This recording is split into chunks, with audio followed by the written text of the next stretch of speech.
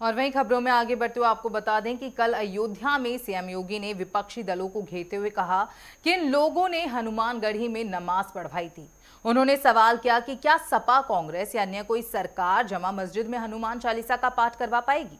मुख्यमंत्री के इस बयान पर अयोध्या के साधु संतों ने प्रतिक्रिया दी है। साधु संतों ने सीएम योगी के बयान का खुलकर स्वागत और पूरा समर्थन किया है।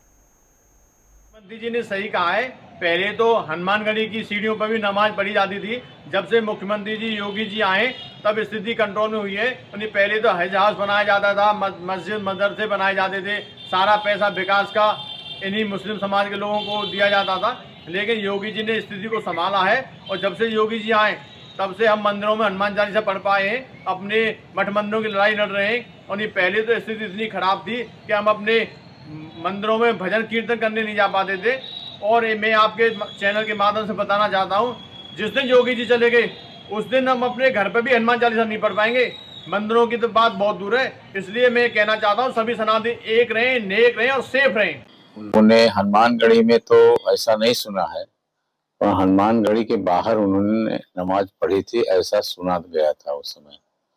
तो हालांकि ये धर्म के विपरीत है, गलत है।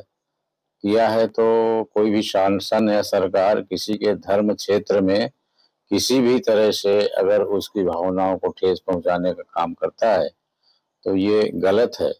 परंतु जब पूर्व सरकारें थी, खासकर जो सपा सरकार थी, वो जो भी जैसे मंदिरों में कोई चढ़ोतरी आती थी तो वो चढ़ोतरी हमारे हिंदू संस्कृति या हमारे हिंदू उसमें नहीं लगती थी। वो मस्जिदों के काम में लग जाती थी या मकबरों के काम में लग जाती थी। तो इस तरह से हमारे मंदिरों के बहुत चढ़ोतरी आती थी जो सरकारी नियंत्रण में है। राम जी की इच्छा से हमारा तो ऐसा मानना है, किसी कारण से हमारे पास थोड़ा बल कम हुआ, किसी उपद्रवी ने आके हमारे घर में कब्जा कर लिया और आज भगवान कृपा से यदि हमारे पास बल आया तो हमारा पहला धर्म बनता है उन उपद्रवियों को वहां से खदेड़ें और अपने घर में संपत्ति में अपना कब्जा करें राम जी की इच्छा से। तो ना जामा मस्जिद ना कोई मस्जिद, देश की किसी भी मस्जिद में जहां हिंदू का एक ईंट में हिंदू प्रतीक है, ऐसी सभी मस्जिदों को पुनः मंदिर बनाया जाए।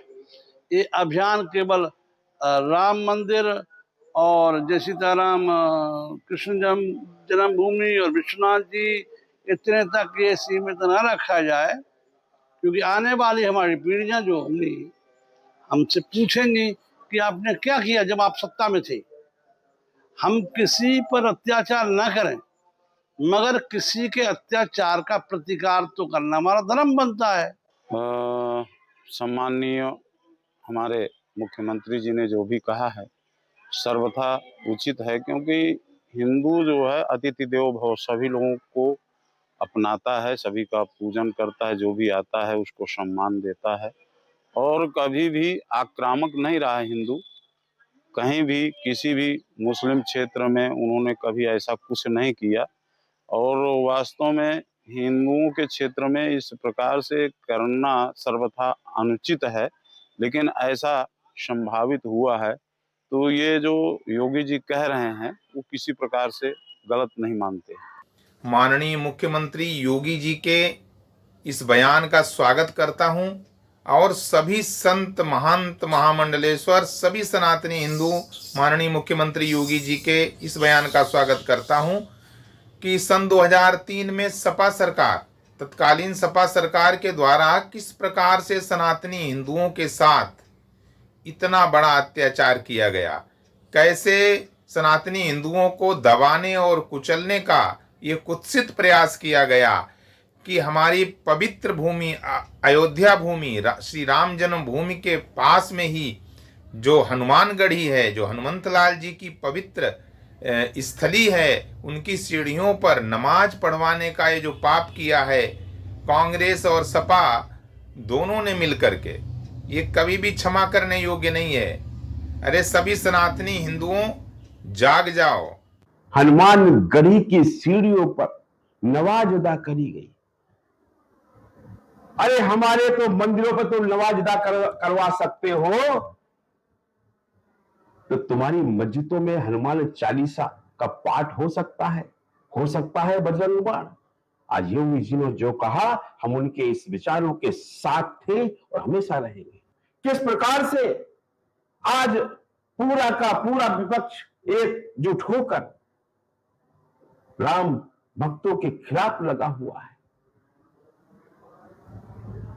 किस प्रकार से उस दिन को हम कैसे भूल सकते हैं जब आज बोलने वाला एक व्यक्ति, जिसके पिता ने ऐसा घोर पाप किया था कि राम भक्तों पर, नित्य राम भक्तों पर, जो प्रभु श्री राम का जयकारा लगाते हुए आगे बढ़ रहे थे, उन पर गोलियां चलवाई थी। उन राम भक्तों में से मैं भी था, मेरी जान में भी गोली लगी थी।